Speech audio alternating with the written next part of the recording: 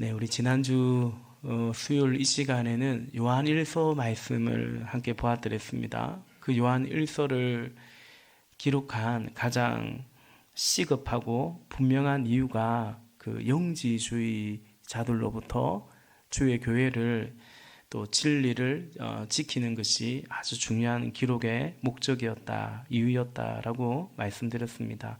우리 PPT 한번 볼까요? 지난주에도 안 봤는데 영지주의라는 것은 특정한 예컨대 선택받은 자에게만 주어지는 영적인 지식이다. 또는 그 지식에 형성된 종교 체계를 주장하는 종교 사상이다.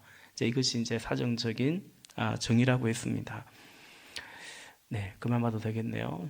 영지주의, 영지주의의 본질은 뭐냐면 다른 사람은 모르는데 나는 아는 거라 했어요. 아는 것은 뭐죠? 아는 것은 힘이죠. 그래서 인간의 본성 안에는 힘을 갖고자 하고 힘이 없으면 당하는 것이고 힘이 있으면 이기는 것이고 지배하는 것이고 인간은 힘을 갖고자 하는 마음이 있잖아요. 근데 그 힘 중에서도 다른 사람은 모르는데 나는 알고 있다면 그만한 힘이 없죠. 이 정보력이라는 거 이것이 사실은 예나 지금이나 힘이죠. 영지주의의 기저 안에는 그런 인간의 알고자 함, 그 아는 것이 힘이라는 것을 이제 추구하는 그 인간의 그 욕구에 대한 하나의 충족입니다. 두 번째 영지주의는 다른 사람은 모르는데 나는 안다. 그러니까 이 역시도 인간의 본성 안에 있는 어떤 이 경쟁 속에서 내가 더 우위를 점하고자 하는 남들과 다르지 않는 더 나아가 이제 차별되고 결국 정복하는 그 인간의 욕구가 반영된 것이 사실은 영지주의예요. 그리고 세 번째는 영지주의는 결국은 굉장히 그 윤리적으로 도덕적으로 문제를 늘 일으킵니다. 인간의 쾌락을 추구하는 거죠. 그래도 이제 그 영적인 그 안에서 이미 우리는 뭐 구원받았다. 이미 우리는 뭐 신의 은총을 입었다. 이러면서 그 인간의 그 쾌락, 육체적 쾌락에 대해서 더 이상 어떤 제약이나 죄책감이나 이런 걸 주지 않는 거죠. 그러니 그 또한 인간의 그 본성을 충족시켜주는 것입니다. 그래서 사실은 매력이 있는 것입니다.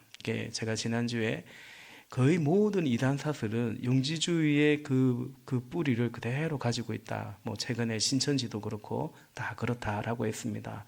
수천 년 동안 풀리지 않았던 비밀이었던 그것이 이제 드디어 누군가에 의해서 뭐 열렸다. 요한계시록에는 특별히 그 임봉된 것이 열리는 이런 말씀들이 있는데 그렇게 열렸다. 그런 식으로 사람들을 이제 미혹하는 것입니다. 그러니까 이름은 영적이고 영지주의인데 인간의 철저한 육체의 본성 그 욕망 그 자체라고 했습니다. 힘을 추구하고 차별과 정복을 원하고 쾌락을 정당화하는 그래서 철저히 육적인 것인데 영적인 거라고 가면을 쓴 것 그것이 바로 영지주의의 본질이고 실체라고 했죠.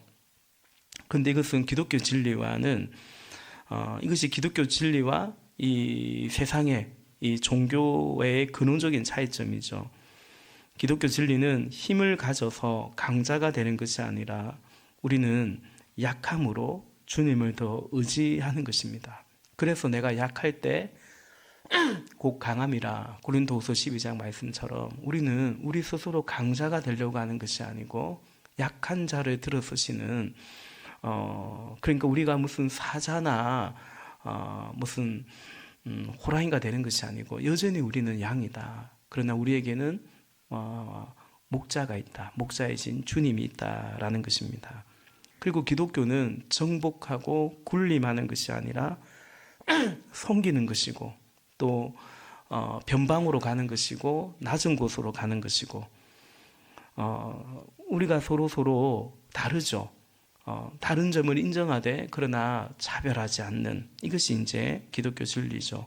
기독교는 또한 거룩하신 성령님의 인도하심을 따라 우리는 여전히 성화의 그 걸음 속에 늘 연약하고 넘어질 때도 있지만, 그러나 그럼에도 불구하고 그 육체의 정과 욕심을, 쾌락을 십자가에 못 박고 내가 거룩하니 너희도 거룩하라 하신 그 주님의 말씀을 따라가고자 함께 애써가는 것이, 그것이 이제 기독교의 영성이고 진리인 것입니다. 그러므로 영지주의는 종교로서는 매력적이나 진리와는 반대입니다. 그러므로 지난주에도 말씀드린 것처럼 결과적으로는 영지주의가 추구하는 그것을 추구하도록 만든다면, 힘을 추구하고 어떤 경쟁에서의 그냥 우위만을 추구하고 정복하려고 하고, 그리고 이 거룩의 길을 가지 아니하고 그냥 육체의 본성을 따라가고자 하는데도 불구하고 내 구원은 내가 천국 가는 것은 전혀 문제가 없다는, 마치 그 구원파 같은 구원의 이론을 가지고 있다면 그것은 변형된 영지주의와 같다라고 말씀을 드렸습니다. 오늘은 이제 또 한 가지, 보통 이 세상 종교에서 사람들이 종교를 찾는 가장 큰 이유 중에 하나가 뭔가, 사실은 제가 종종 말씀드리죠. 그건 이제 아까 그래서 영지주의가 어떤 인간의 욕망을 자극하고 그 욕망을 정당화해 주듯이 그렇게 결국은 그 진리가 아닌 길을 가게 한다면, 인간이 또 인간 안에 있는 그 종교를 찾는 가장 큰 이유 중에 하나는 바로 두려움이죠. 그래서 오늘은 이 두려움에 대해서 잠시 생각해 보고자 합니다. 우리 이제 이 새로운 삶이라고, 우리 이제 생명의 삶이어서 상공부를 이제 하고 있는데요. 화요일 오전에 하고 있는데, 새로운 삶에 보면 이런 이제 내용이 있습니다. 제가 잠깐 읽어볼게요. 문제는 이런 두려움이 우리의 행동을 지배한다라는 사실입니다. 이런 두려움은 우리가 갇힌 감방의 철장과 같습니다. 예를 들어 가난하게 자란 여인이 있다고 합시다. 그녀는 노후에 가난하게 되는 것이 두려워서 밤낮을 가리지 않고 일했습니다. 그 결과 그녀는 자녀를 돌볼 시간이 없었고, 자녀들은 엄마의 사랑을 받지 못하고 자랐습니다. 결과는 어떻게 되었을까요? 그녀가 은퇴할 때쯤 많은 돈을 소유하고 있었지만 두려움으로부터 자유하지는 못했습니다. 게다가 자녀들은 다 떠나서 노년에 함께할 사람이 없었습니다. 결국 가난함에 대한 두려움이 삶의 모든 것을 파괴한 것입니다. 이것이 사탄의 계획의 한 예입니다. 사탄은 우리가 잘못된 가치에 초점을 맞추기를 원합니다. 사탄은 우리의 눈을 멀게 해서 우리가 절대로 우리의 삶의 평화를 가져다 주지 못하는 것을 추구하면서 인생을 허비하도록 만듭니다. 그러니까 인간 안에 두려움을 심어 넣어서, 그럼 두려우면 어때요? 어쩌든지 그 두려움을 극복하려고 인간은 애를 쓰죠. 결국은 그 두려움의 지배 속에 인간은 벗어나고자 하지만 결국은 벗어나지 못하는 이제 그것에 대해서 말씀하고 있는 것입니다. 오늘 본문을 한번 보겠습니다. 본문 4절에 내 친구인 너희에게 내가 말한다. 육신은 죽여도 그 다음에는 그 이상 아무것도 할 수 없는 자들을 두려워하지 말아라. 아멘. 오늘 예수님께서는 두려워하지 말라고 하고, 그리고 또 두려워할 분을 두려워하라고 말씀하십니다. 그래서 결론은 오늘 말씀의 제목처럼 두려워할 분을 두려워함으로 다른 것을 두려워하지 말라, 이렇게 말씀하시는 거죠. 오늘 설교 제목 한번 띄워주시겠어요? 설교 제목을 두려워함으로 두려워하지 않습니다 라는 거죠. 누구를 두려워한다는 얘기죠? 하나님을 두려워함으로, 다른 어떤 두려움에서 우리가 해방될 수 있다라는, 또 우리에게 그 자유함을 준다라고 말씀하고 있는 거죠. 4절에서는 육신은 죽여도 그 이상 아무것도 할 수 없는 자들을 두려워하지 마라 라고 말합니다. 그리고 5절은 진짜 두려워할 분이 누구인가를 말씀하죠. 우리 한 번 더 같이 읽어보겠습니다. 5절 시작. 너희가 누구를 두려워할지를 내가 보여주겠다. 그렇다 내가 너에게 말한다. 그분을 두려워하여라. 아멘. 죽여도 그 다음에는 그 이상 아무것도 할 수 없는 자들을 두려워하지 마라 라고 말합니다.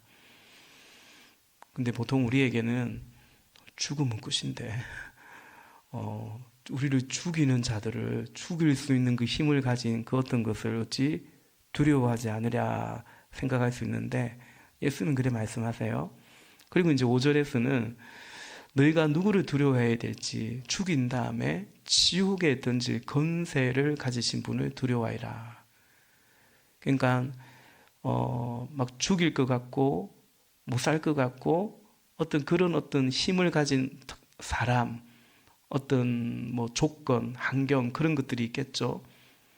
그러나 그것은 뭐 여러 가지가 있을 수 있겠습니다. 그런데 죽음 이후에 지옥에 던질 권세를 가지신 분은 오직 이제 하나님 한 분밖에 없다라는 거죠. 그러므로 하나님을 죽음 이후에 심판이 있는데 그 심판주를 두려워하라라고 말씀하시는 겁니다. 지옥에 던질 권세를 가지신 분이다. 그분을 두려워하라는 것입니다. 여러분, 지옥은 어떤 곳일까? 지옥은 제가 예수영적 모임 때 그런 말씀드리죠. 예컨대 마가복음 9장 48절 말씀해 보니까 지옥에서는 그들을 파먹는 구더기들도 죽지 않고 불도 꺼지지 않는다. 여러분, 우리가 불이 나면 어떻게 돼요? 그대로 있으면 다 죽죠. 그죠? 다 죽습니다.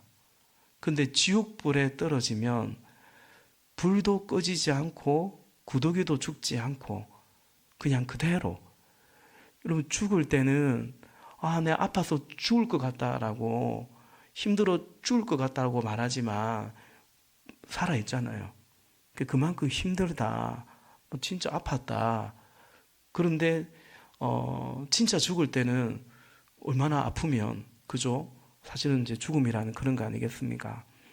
근데 그 고통 가운데, 불에 계속 타는 그 고통 가운데 있으면 여러분, 그게 그대로 영혼이 그렇게 불에 타는 그 고통 가운데 있는 것이 좋은 게 아니라 사실은 죽음이 그 고통에서 오히려 해방이 되는 거 아니겠냐라는 거죠. 근데 지옥은 안 죽는데요. 우리가 예수님 믿으면 영생을 얻는다고 하는데, 그럼 예수님 안 믿으면요, 영생을 얻지 못하고 그러면 어떻게 되죠? 그냥 영생을 얻는 자가 있고 영생을 얻지 못하는 자가 있고, 이게 아닙니다. 영생을 얻는 자가 있고 영벌에 처해지는 자가 있는 거죠. 엄밀히 말하면 우리의 구원이라는 것은 천국 가는 게 아닙니다. 우리의 구원이라는 것은, 구원은 이제 큰 위험으로부터 건짐을 받는 것이기 때문에 우리의 구원은 이 지옥불에서 건짐을 받는 거거든요. 그래서 하나님이 세상을 이처럼 사랑해서 독생자를 주셨으니 이는 그를 믿는 자마다 영생을 얻게 하라 하심이라. 아니죠. 이는 그를 믿는 자마다 멸망당하지 않고, 그러니까 그를 믿지 않으면 이대로 있으면 어떻게 된다는 거예요? 멸망당하는 거예요. 멸망당하지 않고 영생을 얻는다는 거죠. 천국은 예수님을 믿는 우리에게 주어진 그 영원한 생명이고, 또 그리스도 안에서 우리는 그것을 우리의 소망이라면, 이 구원이라는 말과 결과적으로 더 밀접한 것은 그래요. 천국보다 지옥이 훨씬 구원이라는 말과는 밀접해 있는 것입니다. 우리가 예수 믿고 천국 갑시다라고 말하는데 사실은 예수 믿고 지옥에서 건짐받는 겁니다. 그러니까 모든 인간은 죄를 범했고 하나님의 진노 아래에 있기 때문에 그 진노의 끝은 이렇게 한 번 죽는 것은 사람에게 정해진 것이고 그 위에 심판이 있는 거예요. 둘째 사망이 있는 거예요. 그리스도 안에서 잠든 자들은 둘째 사망이 없지만 이제 이 땅에서 그냥 그래서 하나님이 요한복음 3장에 말씀하고 있는 것처럼 이제 아들을 보내심으로 말미암아 이게 이제 마지막 이제 우리에게 주시는 이 구원의 선물이고 구원의 기회죠. 그래서 하나님의 아들이 왔다는 것은 이미 심판 안에 있는, 심판에 놓여 있는 사람들에게 구원의 소식이 전해진 것이고, 그래서 하나님의 심판을 믿지 않는 것은 더 이상은 이제 이 심판에서 구원받을 기회는 없는 것이다. 복음은 항상 이 두 가지 성격을 가지고 있는 거죠. 그래서 예수님께서 이 땅에 왔을 때 그냥 뭐라고 할까요?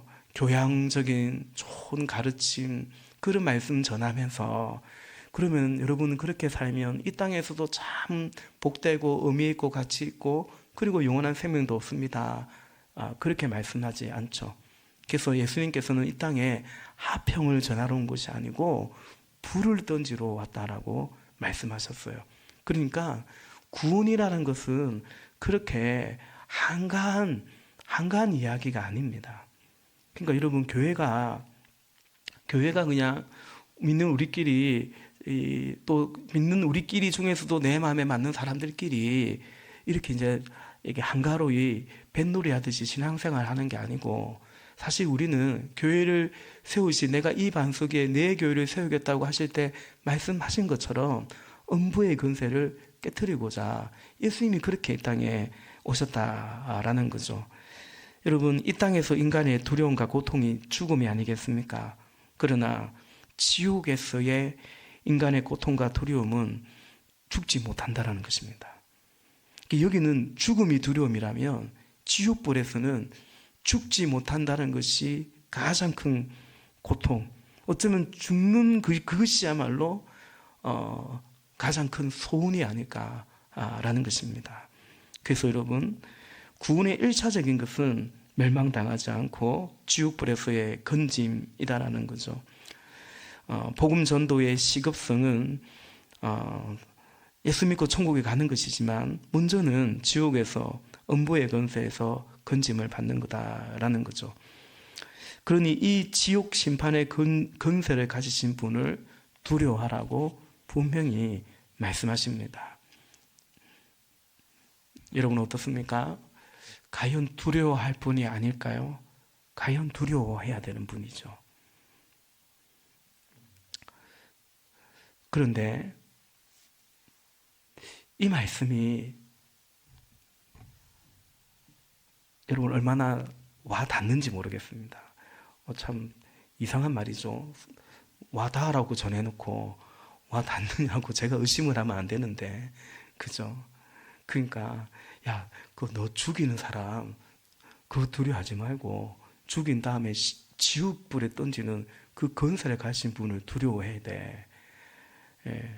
그 예수님도 이렇게 말하면 인간은 그저 그냥 일생을 사는 존재인 것처럼, 이 땅이 다인 것처럼, 심지어 그리스도인마저도 그런 것처럼 살아가고, 그래서 예수님도 오늘 한 말씀을 더 하십니다.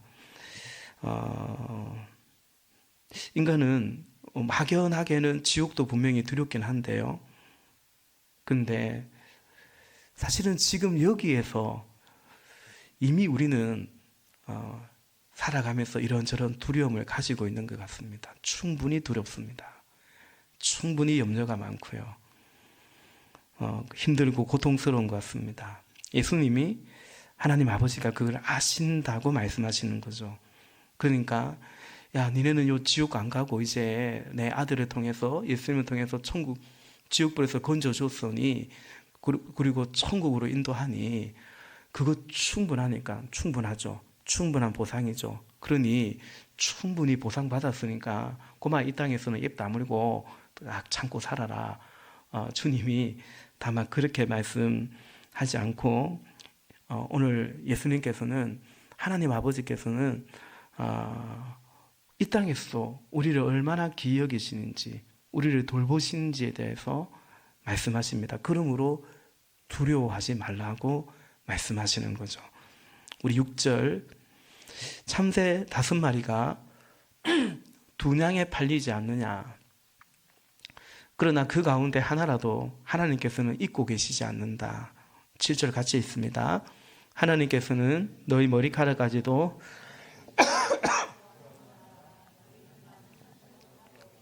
아멘.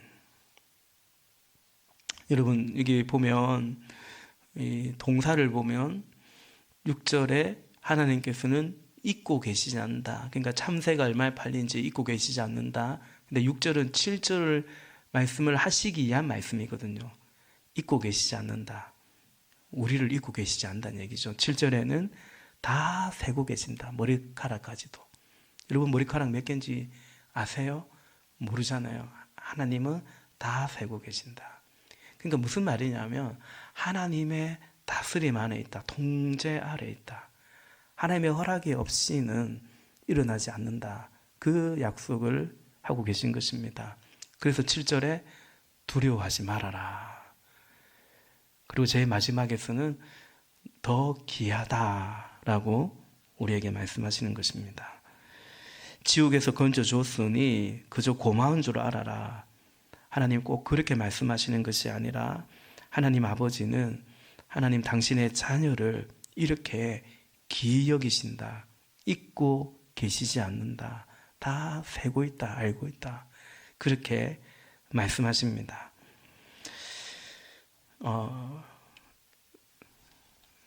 이건 그냥 저희 생각인데요. 묵상인데요.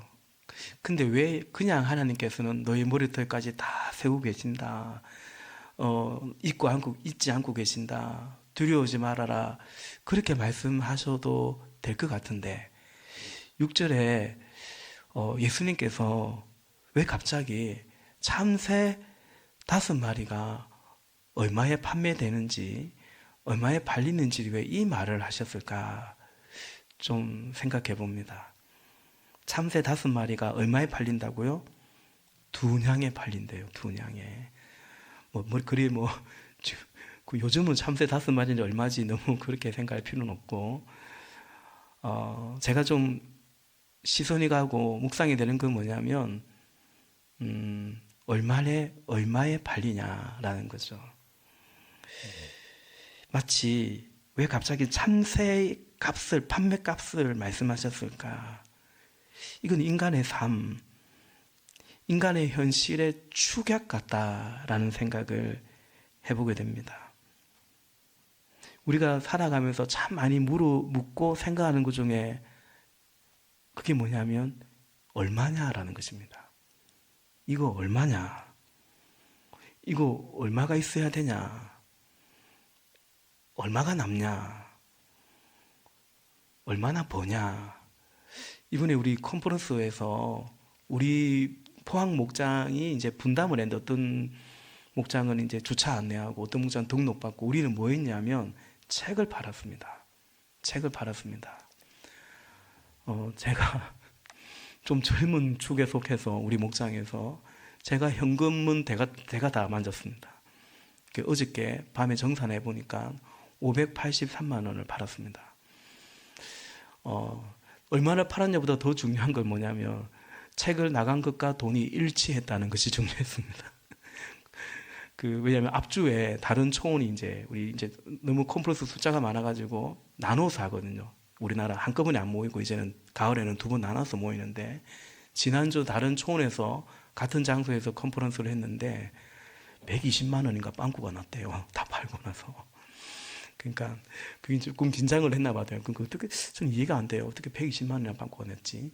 하여튼 근데 뭐 QR 코드도 하고 카카오페이도 하고 뭐 결제 방법을 다양하게 하는 바람에 오히려 그게 더 이제 혼선이 있는 것 같다고 얘기하더라고요. 저희는 그건 이제 판교 뭐 이렇게 위에 초원들이 주최를 해가지고 이 사람들은 좀 확실히 수도권 사람들이라서 우리는 이 대구 경북 이 시골 사람들이 돼가지고 우리는 오로지 그냥 농협 계좌이체밖에 안 됩니다.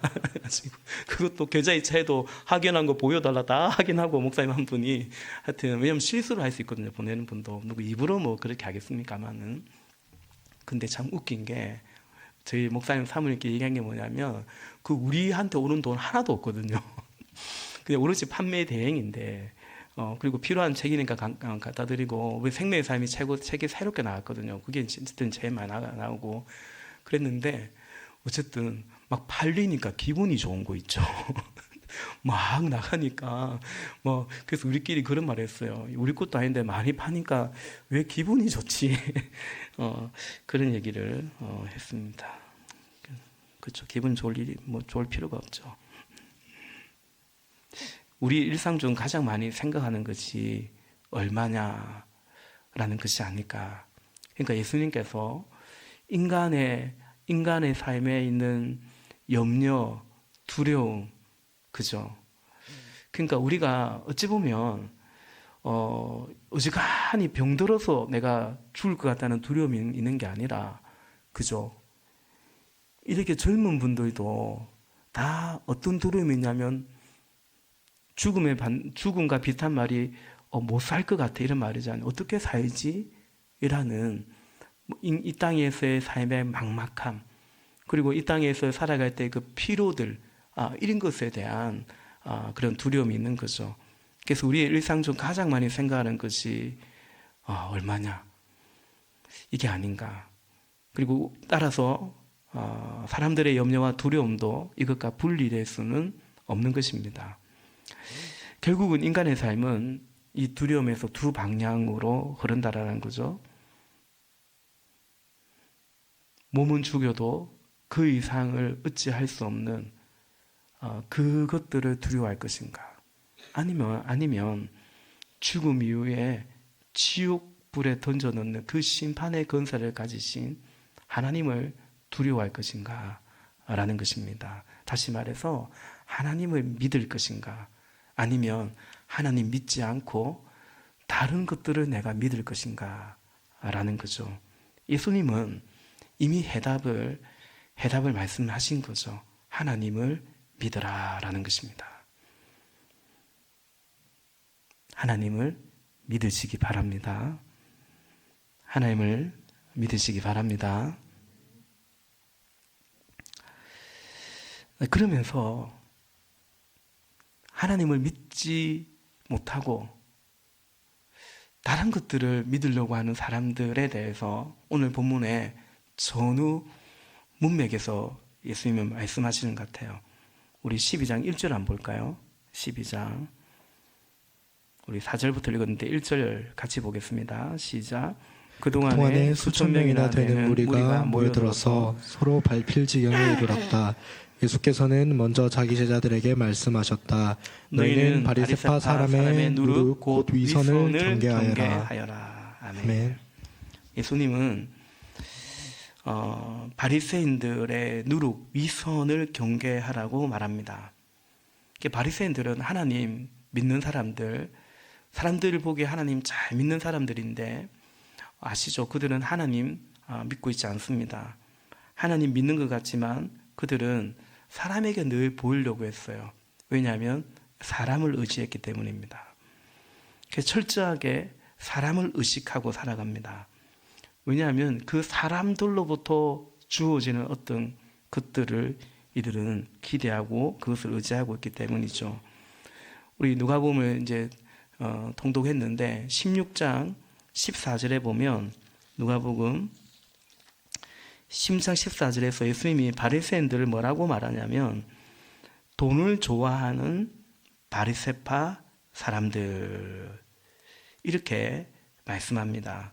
그들의 실체는 뭐냐면 기도도 하고 금식도 하고 구제도 하고, 그런데 이들의 실체는 뭐냐면 말씀을 사랑하는 것, 주의 길을 가는 걸 사랑하는 것, 그리고 그들이 이제 율법학자고 제사장들인데 하나님이 주신 그 직분을, 그것을 이제 충성스럽게 감당하고 그것을 좋아하는 게 아니고 이들은 뭘 좋아했냐면 돈을 좋아하는 사람들. 그러니까 돈을 왜 좋아합니까? 돈이 주는 그 힘, 돈이 우리 삶에 주는 그 어떤 혜택들을 알고 있는 거죠. 그걸 이제 좋아했다. 그러니까 이들은 자신들 안에 있는 염려와 두려움을 그것으로 극복해 보려고 했다라는 것입니다. 그 다음에 오늘 본문의 뒤에 가보면 우리가 흔히 어리석은 부자의 비유라고 하는 말씀이 나오죠. 13절 볼까요? 13절부터 21절까지인데 12장 13절부터 21절까지인데 예수님께서 하나의 이야기를 말씀하시거든요. 이제 그 이야기가 15절부터입니다. 16절부터네요. 비유를 하나 말씀하시는데 어떤 부자가 농사를 지었는데 소출이 너무 많은 거예요. 창고에 넣었는데 더 이상 창고에 넣을 데가 없어요. 또 창고를 또 짓고 해서 가득 채웠어요. 그러면 얼마나 든든해요. 제가 종종 말씀드리지만, 근데 이 사람이 뭐라고 말하냐면 18절에 그는 혼자 말하였다. 내 이렇게 해야겠다. 내 곡간을 헐고서 더 크게 짓고 내 곡식과 물건들을 다 거기에다가 쌓아두겠다. 그다음에 19절 같이 읽읍시다.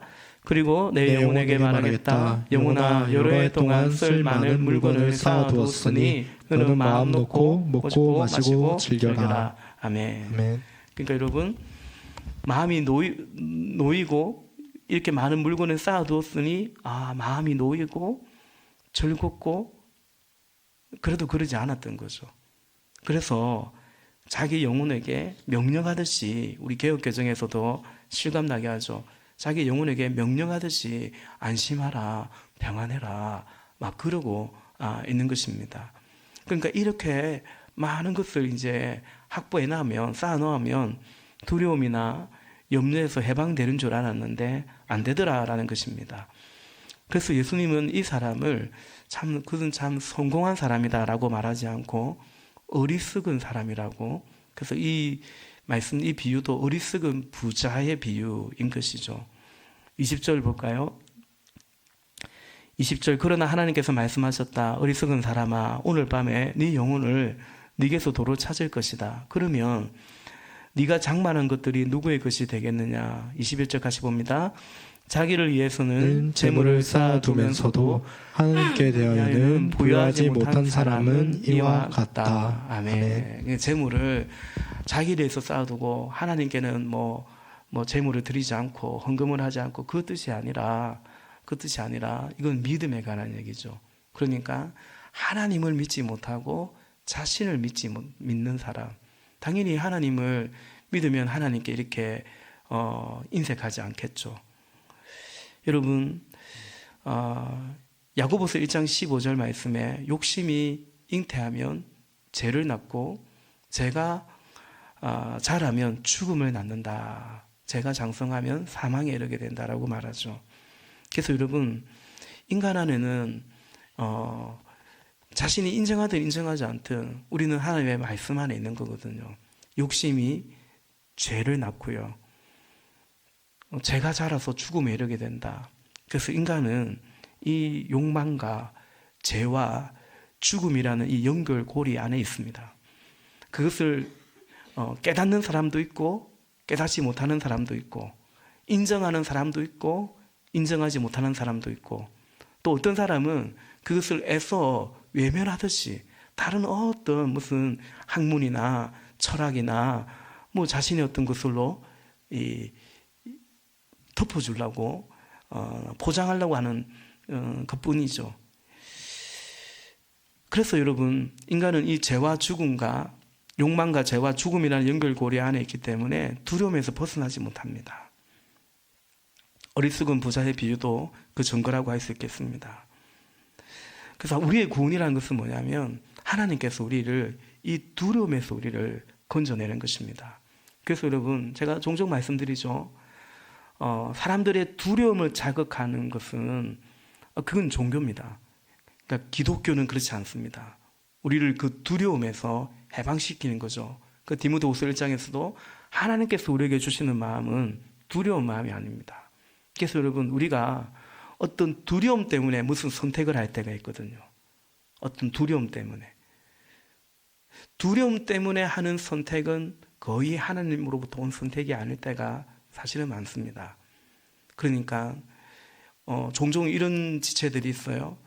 이 결혼이라는 너무나 중요한 선택을 하는데 이 사람에 대한 확신이 없어요. 사랑이나 이 사람 자체에 대한 확신이 없어요.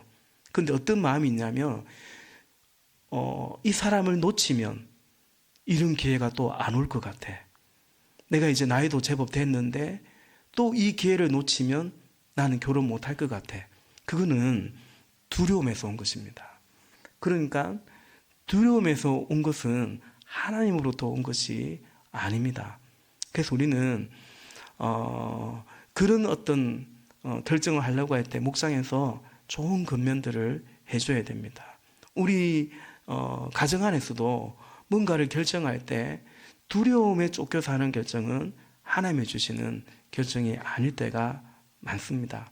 그러니까 여러분, 그건 참 괴로워, 십자가 같아, 그럼에도 내 마음이 평안이 없지만 복종하는 마음으로 결정한다면 그건 주의 뜻일 수 있는 거죠. 그래서 여러분, 우리가 하나님만 두려워할 때 이 땅에서 그 두려움에서 건짐을 받고, 건짐을 받을 뿐만 아니라 우리에게 주시는 하나님의 은혜는 뭐냐면 그것은 자유입니다. 그러니까 두려움을 이기게 하시는 것입니다. 우리가 할 것을 하도록 하십니다. 보통 우리가 주의 뜻이면 하는 거죠. 근데 그걸 하려고 하니 두려운 겁니다. 내가 할 수 있을까? 감당할 수 있을까? 나는 이것이 부족한데 어떻게 하지? 그러니까 마치 한 달란트 받은 종은 그 달란트를 잊어버릴까 봐 두려워서 땅에 묻은 것입니다. 또 주인에 대한 거짓된 이해와 또 두려움이 있었죠. 잘못된. 그러나 2달란트, 5달란트 받은 종은 나가서 장사했습니다. 장사라는 것은 성공할 수도 있지만 잃을 수도 있는 거거든요. 그러나 주인에 대한 신뢰와 또 충성하는 마음으로 그는 나가서 장사했습니다. 예수님께서는 착하고 충성된 종이라고 하시죠. 여러분, 하나님이 우리에게 주시는 이 두려움에서 우리를 건질 때 그냥 두려움에서 해방되는 마음의 평안 정도가 아니고 우리는 이 땅에 뭔가 주의 뜻이면 내가 도전할 수 있고 충성할 수 있고 때로는 모험도 할 수 있는, 그것이 하나님 의지할 때, 하나님 두려워할 때 우리에게 주시는 축복입니다. 그 자유죠. 두 번째는 할 것을 하게 되는 자유가 있고, 또한 하지 않아도 되는 것을 하지 않는 자유가 있습니다. 여러분, 이 땅에서 가지지 말아야 되는 것을 가지지 않아도 되는 것을 가지지 않아도 되는 자유가 있는 것입니다. 여러분, 이 땅에 보면 꼭 그거 해야 되는 거 아닌데 하면 안 될 것 같은 두려움이 있습니다. 자녀들을 길러가다 보면 이것저것 애들 학원 다 안 보내도 되는데 왠지 우리 애는 그거 안 하면 안 될 것 같은 사실은 두려움이 있죠. 그리고 많죠, 그런 것들이. 그리고 그것이 없으면 왠지 나는 초라한 것 같고 불안한 것 같고 또 그런 두려움이 우리에게 있는 것입니다. 우리가 하나님을 두려워할 때 그런 거 하지 않아도 되는 거 안 할 수 있는 자유가 있고요. 그리고 그것이 나를 얻지 못한다는 거, 그리고 꼭 그거 없어도 상관이 없다는 거, 굳이 그렇게 살지 않아도 된다는 거, 그것은 사실은 그 두려움에서 해방될 때 가능한 것이거든요. 다른 사람이 나를 어떻게 생각할까? 거기서부터 벗어날 수 있는 것이 그게 이제 자유죠. 여러분, 제가 청년들에게 종종 그런 얘기하죠. 왜 이것저것 많이 하냐? 여기도 끼고 저기도 끼고 왜 그러냐? 사실은 이제 불안한 마음이 있고, 그 불안한 마음은 다른 마음으로 달리 표현하면 두려운 마음이죠. 그러나 결국 그것을 이기는 것은 하나님의 은혜입니다. 우리가 하나님을 의지하고 믿을 때, 내 인생에 하나님이면 됐다라고 생각할 때 우리는 이것도 하고 저것도 하고 굳이 그렇게 꼭 할 필요가 없는 거죠. 누가 나를 어떻게 생각하느냐, 너무 거기에서 우리가 매여 살 필요가 없는 것입니다. 이것은 우리가 하나님을 의지할 때, 믿을 때, 그 믿음 안에서 주는 두려움의 극복과 더불어 우리에게 주는 참 자유다라는 것입니다. 말씀을 정리합니다. 예수님을 믿는 믿음에 서가면 되는 것인데, 근데 여러분, 마지막으로 말씀드리고 싶은 것은, 이것은 우리 안에 어떻습니까, 여러분? 우리 생명의 삶 때도 얘기하지만 최은기 목사님이 이 염려에 관한 우리 가시밭길 있잖아요. 가시밭 마음. 그게 이제 염려의 마음이거든요. 씨 뿌리는 비유 중에서 가시밭, 마태복음 13장 22절에 나오죠. 뭐라고 나옵니까?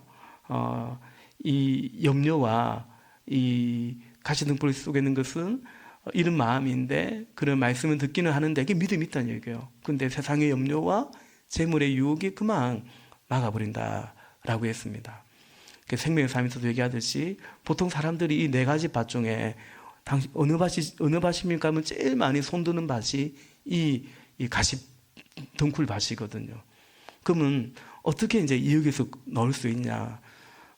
최은기 목사님은 충분히 기도하면 된다라고 말씀하세요. 그래서 당신은 하루 한 3시간 매일 빠지지 않고 3시간 기도하니까 이제 이런 염려로부터 거의 해방이 되었다. 그런 말씀을 하셨거든요. 우리 다 그러면 3시간 기도하면 기계적으로 다 그렇게 될까요? 꼭 그건 아니겠죠. 근데 그건 분명한 것 같습니다. 그러니까 오늘 말씀 듣고 그냥 그대로 믿으면 좋죠. 믿어야죠. 그죠? 야, 나를 죽이고 그 이상을 어찌하였으면 다른 두려워하지 말고 죽음 이후에 지옥불에 던질 그 건설에 가진 분을 두려워해라. 아멘. 믿는 겁니다. 그러나 믿음이 있지만 우리 안에 이 땅에서의 참새 5마리가 분양에 팔리는 게 그 얼마지? 그 얼마지? 나 이렇게 하려면 얼마가 있어야 되지? 얼마가 부족하지? 우리 거기서 자유롭지 못하거든요. 저도 요즘 참 많이 하나님 앞에 씨름하는 부분은 뭐냐면 지난주에 건축에 관한 설교도 했지만 어쨌든 우리 교회가 재정적인 것을 같이 감당해 가야 되는데 하나님 믿고 의지하는데 이 불쑥불쑥 그런 염려, 두려움 이런 것이 여전히 있음을 보게 되죠. 그래서 우리가 입당한 이유 제가 참 많이 이 특별히 수요일 시간에 많이 말씀드린 게 뭐냐면 은혜 안에 푹 잠들어가야 된다. 은혜의 강물 안에 그냥 이 뭡니까 듬펑듬펑 잠기면 안 돼요. 그 에스겔에서 나와 있는 것처럼 성전에서 물이 흐르는데 발목까지 잠기고 무릎까지 잠기고 허리까지 잠기고 가슴까지 잠기고 완전히 잠겼다는 것처럼 발목까지 잠기면 그냥 여러분 물이 발목까지 있으면 텅벙텅벙 돌아다닙니다. 무릎까지 잠겨도 뭐 이렇게 다닙니다. 그래서 우리가 뭐 폭우가 쏟아질 때 무릎 이상 물이 흐르면 들어가지 마라 하잖아요. 그러면 이제 그 물의 힘에 더 이상 내가 이제 더 잠기는 거죠. 잠기는 거죠. 근데 이거는 이거는 끊임없이 포도나무의 가지 말씀처럼 계속해서 우리가 은혜 안에 거하는 그 이제 훈련이라면 훈련 그 시간들이 필요한 거죠.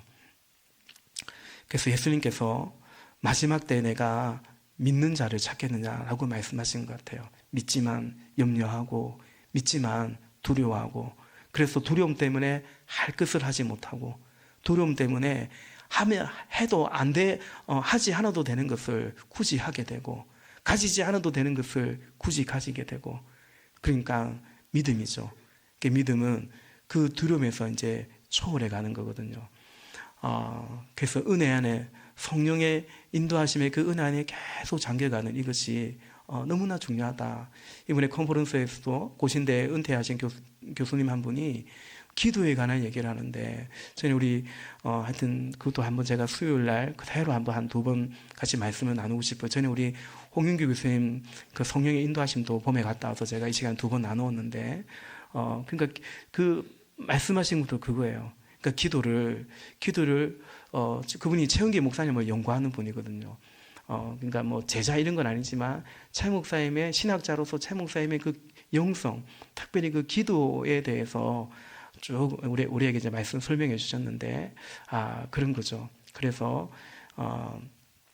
우리가 하나님의 은혜에 더 푹 잠겨가서 그래서 그냥 어쩔 수 없는 것처럼 그냥 염려를 따라 두려움의 지배 속에 그렇게 살아가지 말고 오늘 말씀처럼 우리가 두려워함으로 두려워하지 않는 그와 같은 은혜가 그와 같은 승리가 우리에게 있기를 예수님의 이름으로 간절히 소망합니다. 같이 기도하십시다. 우리 시간